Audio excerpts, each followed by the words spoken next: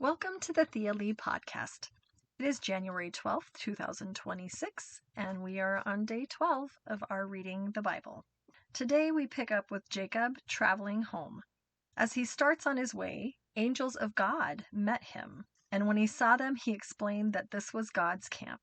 Then Jacob sends messengers ahead to his brother Esau, who was living in the region of Seir in the land of Edom, and he told them to give this message to his master Esau. Now notice his language that he uses here. Humble greetings from your servant Jacob. Until now I have been living with Uncle Laban, and now I own cattle, donkeys, flocks of sheep and goats, and many servants, both men and women. I have sent these messengers to inform my lord of my coming, hoping that you will be friendly to me. After delivering the message, the messengers returned to Jacob and told him that Esau was on his way to meet him with an army of 400 men. Jacob was terrified when he heard this. So he split his household into two groups and sent one to a different area, hoping that if his brother actually comes and attacks, that one of the groups could escape. Then Jacob prayed to God, "O God of my grandfather Abraham, and God of my father Isaac, O Lord, you told me, return to your own land and to your relatives, and you promised me that I will treat you kindly. I am not worthy of all the unfailing love and faithfulness that you have shown me, your servant. When I left home and crossed the Jordan River, I owned nothing except a walking stick. Now my household fills two large camps. O Lord, please rescue me from the hand of my brother Esau. I am afraid that he is coming to attack me along with my wives and children. But you promised me, I will surely treat you kindly, and I will multiply your descendants until they become as numerous as the sands along the seashore, too many to count." Jacob stayed there for the night, and then he selected some gifts for his brother Esau and sent them ahead, thinking that this might help the matter. So he sent 200 female goats and 20 male goats, 200 ewes and 20 rams, 30 female camels with their young, 40 cows, 10 bulls, 20 female donkeys and 10 male donkeys. And he divided them into groups and put a servant in charge of each flock. And then he sent them ahead and told them each that he wanted them to give his brother Esau this message. He said, "Esau will probably ask you, whose servants are you? Where are you going? And who owns these animals? And this is what I want you to say. They belong to your servant Jacob, but they are a gift for his master Esau. Look, he is coming right behind us." And so he told each of the servants to say this in turn, and that they would be arriving with a little bit of gap in between each herd. And Jacob thought that this might appease his brother. During that night, Jacob took his 2 wives and his 2 servant wives and their sons and crossed the Jabbok River with them. After taking them to the other side, he sent over all of his possessions. And this left Jacob alone in the other camp. A man came and wrestled with Jacob until the dawn began to break. When the man saw that he was not going to win the match, he touched Jacob's hip and wrenched it out of socket. Then the man said, "Let me go, for the dawn is breaking." But Jacob said, "I will not let you go unless you bless me." "What is your name?" the man asked. He replied, "Jacob." "Your name will no longer be Jacob," the man told him. "From now on, you will be called Israel, because you have fought with God and with men, and have won." "Please tell me your name," Jacob replied. "Why do you want to know my name?" the man said. Then he blessed Jacob there. Jacob named that place Peniel, which means face of God, because he had seen the face of God, and yet he survived. The sun was rising as Jacob left, and he was limping because of the injury to his hip. Then Jacob looked up and saw Esau approaching with his 400 men. So he divided his wives and children, his servant wives first, and then Leah with her children, and then Rachel and her son. Then Jacob went ahead. As he approached his brother, he bowed to the ground 7 times before him. Then Esau ran to meet him and embraced him and threw his arms around his neck and kissed him. And they both wept. Then Esau looked up at the women and children and said, "Who are these people with you?" Jacob said, "These are the children God has graciously given me." Then the servant wives came forward with their children and bowed. Next came Leah with her children, and then Joseph and Rachel. "And what were all the flocks and herds that I met as I came?" And Jacob replied that they were a gift to him in exchange for his friendship. Esau replied, "My brother, I have plenty. Keep what you have for yourself." But then, of course, Jacob insisted that because he had found favor with Esau, that he really wanted him to accept the gifts, and so he did. So Esau said, "Let's be going. I will lead the way." But Jacob replied that he had many young children and many young animals in his herds, and so he could not travel quickly. So he wanted Esau to go ahead and go, and they would travel slowly behind, and they would meet later at Seir. So Esau agreed. He tried to leave some men to protect him, but Jacob replied that that wasn't necessary. So Esau turned around and started back to Seir that same day. Jacob, on the other hand, traveled to Succoth, where he built himself a house and made shelters for his livestock. And then later, having traveled all the way from Paddan Aram, Jacob arrived safely at the town of Shechem in the land of Canaan, where he set up camp outside of the town. Jacob then bought a plot of land where he camped from the family of Hamor, the father of Shechem, for 100 pieces of silver. And then he built an altar and named it El Elohe Israel. One day, Dinah, Jacob and Leah's daughter, went to visit some young women in the town, and the local prince, Shechem, the son of Hamor, saw Dinah, and he seized her and raped her. But then he fell in love with her, and he tried to win her affection with tender words. And then he told his father that he wanted this young girl to marry. So Jacob soon heard that Shechem had defiled his daughter, and his sons were in the fields, so he was doing nothing. But Hamor, Shechem's father, came to discuss the matter with Jacob.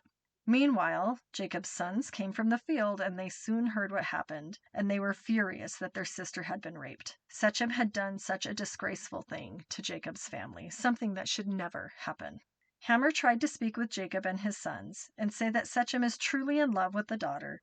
Please let him marry her. And then he said, in fact, let's arrange marriages for your daughters and my sons and your daughters. And look, we have so much land available here. You can buy some property and stay. Then Shechem himself spoke to Dinah's father and brothers, asked them to be kind to him and let him marry their sister. He said, "I will give you whatever you ask, whatever dowry they wanted, he would gladly pay." But since Shechem had defiled their sister Dinah, Jacob's sons responded deceitfully to Shechem and his father Hamor. They told him that they couldn't possibly allow this because they were not circumcised. It would be a disgrace for their sister to marry a man like that. But they said this is the solution. If every man in the town would be circumcised, then they said, we will give our daughters to you, and we will take your daughters for ourselves, and we will live among you and become your people. But if you don't agree to be circumcised, we are going to take her and leave. So Hamor and his son agree to this proposal, and they go talk to the men in the gates of the city. And they explain that, these are our friends. Let's invite them to live here among us. We have plenty of land. There is room enough for everyone. We can take their daughters as wives and let them marry ours. But that to do this, they had to be circumcised. And they told them, if we do this, all of their livestock and possessions will eventually become ours. So the men agreed. So all the men in the town council and all of the men in the town were circumcised. But 3 days later, when their wounds were still sore, 2 of Jacob's sons, Simeon and Levi, who were Dinah's full brothers, took their swords and entered the town without opposition. Then they slaughtered every male, including Hamor and his son Shechem. They killed them with their swords, and then they took Dinah from Shechem's house and returned to the camp. Meanwhile, the rest of Jacob's sons arrived, and they found all the men slaughtered, so they plundered the town, because their sister had been defiled there. They seized all the flocks and herds and donkeys, everything they could lay their hands on, both inside and outside of the town. They looted all their wealth, plundered the houses, and took the little children and women away with them as captives. Afterwards, Jacob said to Simeon and Levi, "You have ruined me. You made me stink among the people of this land, among all the Canaanites and Perizzites. And we are so few that they could destroy us. I will be ruined, and my entire household will be wiped out." But his sons retorted angrily, "Why should we let them treat our sister like a prostitute?" Then God appears and speaks to Jacob, and he says, "Get ready to move to Bethel and settle there. Build an altar where God appeared to you when you fled from your brother Esau." So Jacob told everyone in his household to get rid of all of their pagan idols and purify themselves and put on clean clothing, because they were going to Bethel, where he would build an altar to the God who answered his prayers when he was in distress. And he said, "God has been with me wherever I have gone." So they gave Jacob all their pagan idols and earrings, and he burned them under the great tree near Shechem. Then they set out. God made a terror spread from all the other towns as they went through the area so that no one attacked Jacob's family. and eventually they arrived at Bethel. Jacob built the altar there and named the place El Bethel, which means God of Bethel, because God had appeared to him there when he was fleeing from his brother Esau. Soon after this, Rebekah's old nurse, Deborah, died, and she was buried beneath the oak tree in the valley below Bethel, and they named that the Oak of Weeping. Now that Jacob had returned from Paddan Aram, God appeared to him again at Bethel and blessed him, saying, "Your name is Jacob, but you will not be called Jacob any longer. From now on, your name will be Israel." Then God said, "I am El Shaddai, God Almighty. Be fruitful and multiply. You will become a great nation, even many nations. Kings will be among your descendants, and I will give you the land I once gave to Abraham and Isaac. Yes, I will give it to you and your descendants after you." Then God went up from the place where he had spoken to Jacob. Jacob set up a stone pillar to mark that place where God had spoken to him, and he poured wine over it as an offering to God and anointed the pillar with olive oil. And he named that place Bethel, the house of God.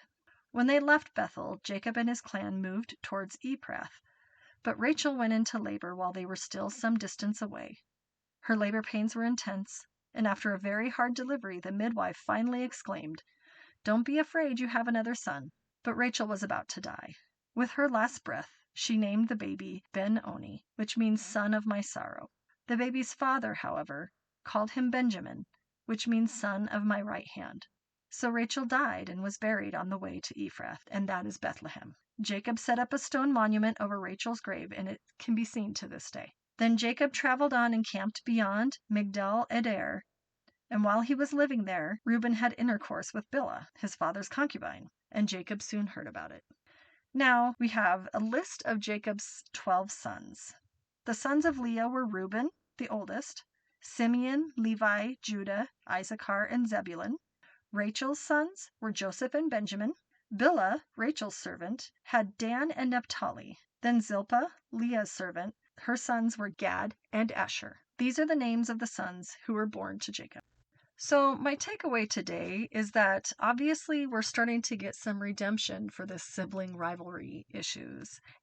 I think that my favorite moment so far is Jacob and Esau's reunion, because they've obviously grown and forgiven each other, and they still love each other.